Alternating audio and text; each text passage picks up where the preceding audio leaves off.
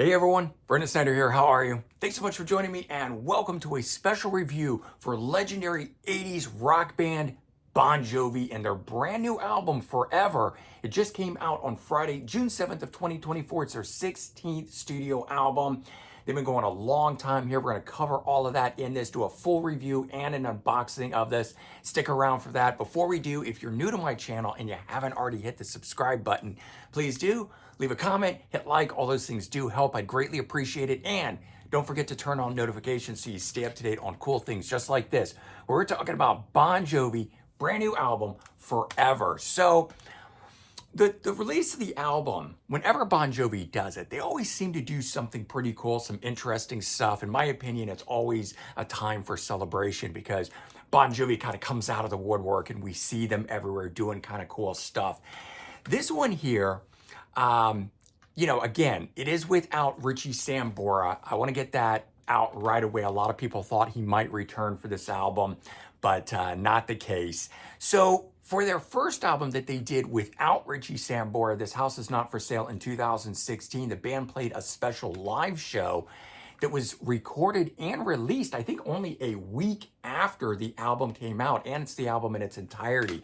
So there was something cool like that. When the album 2020 dropped, also in the year 2020, the band played a live stream concert that they did to promote it, partly because it was the pandemic and that was, the closest they could get to their fans and stuff. Now, for this album, Forever, not to be outdone, they've done something cool for this one as well, which is a new documentary called Thank You and Good Night on Hulu. If you haven't seen it already, I highly recommend it. I didn't think it was going to suck me in the way that it did, but I really, really enjoyed it. The cool thing about the documentary is that it covered both the history of the band as well as present day struggle. So it wasn't just a linear timeline from 1980s up through present. They bounced back and forth in there. And the real thing that they focused on a lot about was John's vocal issues and his methods and attempts to fix it. And this is no surprise when we saw it, because when they had done the live dates, the first after being able to return from lockdown and the pandemic and stuff, it was very noticeable and very much in the media, and people talked about it. And of course, with social media, people were able to film and post immediately. And that was a big talk, John's vocals. So interesting how they were already in process of making a documentary about the band and capturing those moments with it. Whether or not they were going to include it, they weren't going to include it, how they decided to do it. All in all, I think it was a great thing to really give to the fans, not only a cool history, but show fans where the band is at today. And so that's kind of the cool celebratory thing that we got with the release of this new album, Forever, was the documentary itself and, showing highs and lows of the band, the aging rocker, just like all that kind of cool stuff along the way with, of course, the glory days. So in the end of the day, we already saw this from the documentary, following physical therapy and, basically every other non-invasive method that John could do to fix his voice, he finally goes ahead with surgery. And while he says he's got a long road to recovery and getting his vocals back to where they once were, he's not going to go out on the road if he's only, half of himself. He wants to be 100%. This new album, Forever, is the first album post John Bon Jovi having surgery on his vocal cords. But I like it. This, to me, is kind of another time capsule. Same way that 2020 captured the current events of the day and the era and what was going on, even with the pandemic and that sort of stuff. This one here is another time capsule for the band that captures them in the moment. But I also see this as a new beginning for the band, and I'm going to get into that more. But let's go ahead and talk about the brand new album, Forever, 16th studio album. There are 12 tracks on here. It clocks in at 48 minutes. I think that's a good time. The previous album, 2020, only had 10 tracks unless you shelled out for the Japanese edition like I did to get 2 more. So then, you had your 12. But this album here, 48 minutes long. I like that. Producer, John Bon Jovi and John Shanks, nothing different. That's been a team for quite some time in here. The album features many of John's co-writing partners that we know of, like Billy Falcon and, of course, John Shanks, who, even before being, one of the touring members of the band, goes way, way back to the band till I think like around 2005 or so. And what I found interesting though was the other co-writers that are on this. We have some outside people now. Maybe there were some on the past, albums that I just didn't pick up on, but I really noticed it on this one. Ryan Tedder is on here, and he's from One Direction. Jason Isbell from Drive By Truckers, but also as a solo artist. And then the big one, Ed Sheeran, co-writes. So there are three of these guys from other bands or famous solo performers that came in and co-wrote with John Bon Jovi, and potentially others on those songs, but they're co-writes with them. And the other thing, the other side of that, so we've got these outside contemporary writers coming in. We've also got no co-writes from the members of the band proper, Bon Jovi, the five-person band itself. I'm not counting touring members like John Shanks in there. So why there's no rights with Phil X or at least David Bryan, the keyboardist, I'm not sure about. In years past, we always had that. So this is a direction the band has been going for some time. And of course, it has always been John Bon Jovi's band. But are these other guys not really up for it? They don't want to do it? Or is it just, John comes in with a fully written group of songs? I'm not sure. But I did find that interesting. They were not part of it. I would love to find out the answer to that. I'm sure there's, no big animosity or anything. It's just that is how this album developed. Now, aside from that, the album itself to me is a very different album. I want to just say that right off the bat. I don't see this matching up with many other albums in their catalog. Aside from that, it is also very upbeat and positive. So the darker mood, and topics and lyrically and things that were on 2020, which was not a typical Bon Jovi album. I mean, I think the lyrical content and the direction that probably would have been better as a John Bon Jovi solo album. Regardless, it's a Bon Jovi album. The new album is full on upbeat, positive, joy. It's just all the good things. So it's sort of like coming out of the darkness and rising with the sun and so forth. This album is very much that. Now, originally in some interviews early on, and when I say early on, I'm only talking about a few months back, just before the album was even announced, guitarist Phil X said that, or he described the album as a guitar album. And I really don't hear that at all. It rocks at times, don't get me wrong, and there's some killer guitar parts, but it is not a full-on guitar album. So I had much higher hopes for it coming out before I heard the thing. It's definitely less of the modern instrumentation that have appeared on other albums. This is more acoustic instrumentation on here, bordering on a bit of country rock. And I don't want to call it a country album because remember they did Lost Highway. This is still rock, but based on things like finger picking, steel guitar, the lyrical content, the way that John is singing on it, it lends itself to being a country rock album. Not to say that that's a bad thing. There's definitely lots of Bruce Springsteen sounding style of music, lyrical content, again, very much of the Heartland sound and vibe on this album, which is not unlike Bruce Springsteen, New Jersey sound that's coming out where Bon Jovi has come from. But Bon Jovi from the 80s was never that. They've certainly grown and morphed into that over the years, but a lot more of that is appearing on this album. And while I, was saying this is a very different album, a very unique album. In fact, it stands out amongst all of their albums as something different. The closest comparison of mix that I could give to you would be a cross between Have a Nice Day and Lost Highway. So you can get that rock element that we know that is the newer Bon Jovi sound mixed with those country tinges that came out on Lost Highway. Those albums were 2005, 2007. So this album here would actually have fit nicely, like right in between, I think. There's a lot of different musical styles incorporated on the album. And one of the big things that stands out to me is it has a very orchestrated feel. So not only is there orchestras on it, symphonic sounding, background pieces, we've got David Bryan's keyboard parts on here, very much having that feel. And also some of the lead guitar parts by guitarist Phil X having orchestrated sounds to them as well, layering up, building onto what's going on, giving us that sound. What it does do is create a very big, uh, happy, for lack of a better word, sounding album. The way that things layered up and are big and kind of a little bit over the top at some points.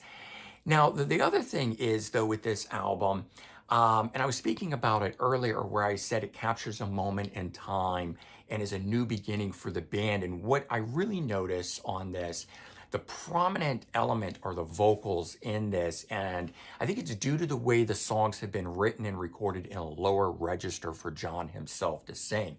He's talked about this. He's saying this is where he's at today. And he's decided to write in the style of his voice that is today. And so, certainly not saying the vocals aren't good. The vocals are different, though. The vocals are lower. There's less highs on it. It's a bit more rugged at times. Certainly all to be understood with the fact that he had had a surgery 2 years ago in 2022. But let's also not forget and take into account John's age in all of this. He's been definitely moving this direction for some time. As an aging rocker, you're never going to be able to hit those highs like you did in the 80s. And if you followed the band for the whole career, then this is no big change. Certainly not for me. I can meld right into this thing easily. But if you're expecting John Bon Jovi of 1980, it isn't going to happen. So there's very little difference from what was on previous album 2020 from 4 years ago, but there's still a noticeable difference in it. So that's where I'm hearing the time capsule, because John, his vocals are going to get stronger. And if he chooses to come back, the vocals may change again for the next album. But at least this is where we are at right now with it. So all in all, I have to say the vocals are good. There's nothing out of place on the vocals on here. If you're one of the ones in the past that were saying his voice has shot, listen to this album. They're not shot at all on this. Is it 1980s Bon Jovi? No, it's 2024 Bon Jovi. And I think people have to get around that we are talking about a band that has been around for more than 40 plus years. And they're at a different place today. My only complaint on this, and it's a minor little tiny thing, is the mix of the album. There's just something off about it for me. It kind of sounds a bit muffled or muddy at times. It's not as crisp as some of the previous recordings. And initially I thought, okay, maybe it's just the digital version because that's how I started listening to it streaming wise. But of course, I always get the physical copy. And when my CD arrived, I realized it's part of the actual sound. It is on the CD. That is the mix of it. And it's not bad. If you're just listening to it by itself, it sounds fine. It's when I move between other Bon Jovi songs and stuff that I kind of really notice the difference and the way that it's mixed. And like I said, it just sounds a little off to my ears. But it is sounding good. So again, it's for other people, this is probably going to sound beautiful. I just wanted to point that out, that it was a little different in that regard. So let's move on to the songs in here. Of the 12 songs that are on this album, now, if you can't take the Japanese, there's one bonus new song. There's also a demo on it for a total of 14 tracks. But this album that we're talking about, the domestic release, 12 tracks on here. Only 2 of these, in my opinion, sound like Bon Jovi. The rest of them feel like something else. And that's not necessarily a bad thing. For me, Bon Jovi was getting a bit formulaic on the last few albums. And I think it was getting a bit overdone. So I'm actually really glad that they're doing some different sounding things on here. The 2 songs that most sound like Bon Jovi or are immediately recognizable as what you would think Bon Jovi would be sounding like are actually the first 2 singles. So if you've heard those, you already know what I'm talking about. But track 1, Legendary, the first single that dropped, sounds a lot like many John Shanks co-written songs. So when I heard that, I said sort of, oh no, they're going to do the formulaic thing again. Every one of those formulaic songs I love, don't get me wrong. Like Who Says You Can't Go Home and Do What You Can. Those are fantastic songs. So I love them. I sing along with them. They get stuck in my head. I don't mean anything negative by it. It's just the way that I have to describe these. Track 3, Living Proof, was the second single, which I actually think should have been the first single and is my favorite song on the album. So that song, and I have to preference that because I got something in a minute to say about it, but it sounds musically like it's related to Living on a Prayer from '86 or It's My Life in 2000, which was meant as a follow up to that. Even though lyrically this song is not a follow up to that per se, I have to say that all three of those songs go well together and should be played back to back in concert. Most of that is due to the talk box being used on the guitar. But this song here, why I was preferencing it as my favorite, it is the hardest rocking song on the album, which isn't saying a lot based on what we're going to talk about for the rest of these songs, but actually seems like it's out of place on the album with everything else that is on this album, that more Heartland style, the sort of feeling of the Bruce Springsteen style stuff. This song feels out of place. I love it. It's my favorite song, but I actually would have said take this off and not have 11 tracks on here so that the album has a more consistent sound. That being said, I also think it should have opened the album instead of being track 3 and start off big and then taper down from there. But that's just me. I oftentimes feel different about the way the track listings run on albums. And, that's what streaming is for, and I can make playlists and so forth. But song style breakdown, we have that one rocker, Living Proof. We have 8 mid-paced rockers, 2 love songs or ballads, and 1 slower style song on here. And that's kind of how it breaks down. But I want to talk about 4 standout tracks. Track 4, Waves, on here, which is co-written by Jason Isbell. And it's a really interesting song that starts off rocking, and then the verses are sung much slower before it builds and comes back in with a rockin' chorus on it. But I really like it, and I'm quite sure that that was done intentionally, like a wave that builds and builds and builds and then washes away and builds and builds and builds and washes away. And if it wasn't, it's just a great tie-in for the lyrical content. Track 7, People's House. Rhythmically, this song sounds a lot like Keep the Faith from 1992. It's got a killer guitar solo in it from Phil X. I really wish John would pull the restraints off of Phil and let him go wild on all of the songs instead of just a little bit here, a little bit there. And granted, I'd probably tell you that it sounded out of place per the style of the album, but I do love Phil's guitar playing on it. I think he is a great foil for John Bon Jovi and what he's doing today. If Richie can't be there, Phil X is a great guy to have. But this song in and of itself, when I heard it, I immediately thought 1992. And that's kind of fun as well, being that idea of the time capsule that captures the history of the band as well in terms of styles. And we get big, bombastic, Living Proof from like the 80s sound through the 90s with Keep the Faith, and there's plenty of stuff in here from the 2000s, Legendary, definitely representative of the early 2000s. So again, if you are a fan of the whole era of Bon Jovi, you're probably going to really like this album. Moving on to track 8, Walls of Jericho. This is a big sing-along style song that I think will go down a storm if the band ever goes back out on the road, but I like this one a lot. And then track 10, Living in Paradise, which was co-written by Ed Sheeran. The song itself definitely sounds like stuff that is out on the radio today, probably due to Ed's involvement, although John can certainly write amazing, popular, catchy songs. This one here really stood out to me, though, being huge and uplifting and over the top. Got a catchy, chorus to it that I wanted to sing along with immediately. I hope they released it as a single. I tend to think they probably should have skipped Legendary and released maybe this track, or like I said, Living Proof first, to have gotten the most attention drawn to it. But this one here doesn't immediately sound like Bon Jovi, but yet is a great song, and I really ended up enjoying that one as well. So let's take a quick peek at the album here.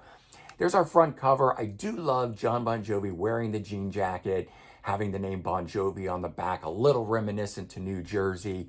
I think it's a New York City scene there with all the people passing by and him standing still. I sort of see it as taking stock of where he is today, accepting who he is, that sort of stuff. Backside, we get the 7-piece Bon Jovi, which is the touring lineup of Bon Jovi. There's really only 5 members of it. We've also got John Shanks, who is a touring guitar player, and forget the guy's first name, but Everett is his last name. He is a percussionist and a background vocalist who really helps John Bon Jovi out with the vocals that he no longer can hit those highs and things from the 80s and stuff like that. But we've got everybody else that's in there. And the little disappointing thing is that is the only photo in the album. Let's take a peek inside. So we get this, a plain black back, a plain black CD. And when I pop that out, we get a logo that is, in my opinion, a bit overused, which I've never really understood. The blade through the heart with the wings kind of thing. Is this a reference to shot through the heart? I have no idea, but never been big on that. And I know, yes, I'm wearing this shirt on it, but I'm just saying, I feel like they could have had something different for that. Inside, you get the lyrics, and I really do not like how this has been laid out. In my opinion, it's completely abysmal in terms of just wall-to-wall words. You get who wrote the songs, but you don't get who played on the songs. And you get no more photos that are in here. So it's wall-to-wall lyrics that really don't really care to read when they're written like this. They have plenty of blank space where they actually could have said, you know, who was in the band and all that great stuff. We get this photo replicated from here. We get thank yous and stuff like that. We don't get any band info in here that I'm aware of, and I'm just going to make a quick check on the last page, but no. So I love this album, but I really do not like the booklet. John, what were you thinking, man? Put some photos in it. I don't know what it is with bands and not doing band photos anymore. We used to get a lot of that stuff back in the 80s. I know I can see them online, but man, I would still like it in the physical conditions. Anyways, let's wrap this thing up here. Let me give you my bottom line on this album. So, as I said, the album itself is a very different sounding album. It's unlike previous albums. A couple of the songs sound like older Bon Jovi on here, but the bulk of the album, I think, is new and fresh. It's different, and I like that. I can sink my teeth into it. It's a plus in terms of the fact that it's not the formulaic writing. So if you have gotten tired at all of any of that through the middle 2000s on up to present day, there is some new sounding stuff on this that I'm really enjoying. Part of why I'm saying I think this is a new beginning on here. So this album, again, time capsule. It's got Bon Jovi, new, emerging, out of the struggle and the fight that they had been within with John, his vocals, him accepting where he is today. I feel like all of that's captured in lyrically, the sound, the imagery of the album, all that sort of stuff definitely being brought through in here. So while I would say this is definitely not the band's best album, there's not going to be a return to the 1980s Bon Jovi. It doesn't exist anymore. They haven't done it for the last 2 decades. This is where the band is today. It is 2024 Bon Jovi. They have grown, they've evolved. I am glad they're still around. They are certainly making waves today. And for that, I am glad Bon Jovi is forever. All right, guys, I hope you enjoyed this review. I definitely recommend checking it out. I think every Bon Jovi fan should check it out. I don't care if you didn't, you haven't listened to an album in a long time. Give it a shot. You never know. It is a very different sounding album. Like I said, it's much more the Heartland style, but I do dig it. And let me know your thoughts about the album. Go ahead, leave them down below. We'll have a great conversation sharing our views on Bon Jovi. Certainly a band that I love. All right, take care, everyone. Have a good one, and I'll talk to you real soon. Bye-bye.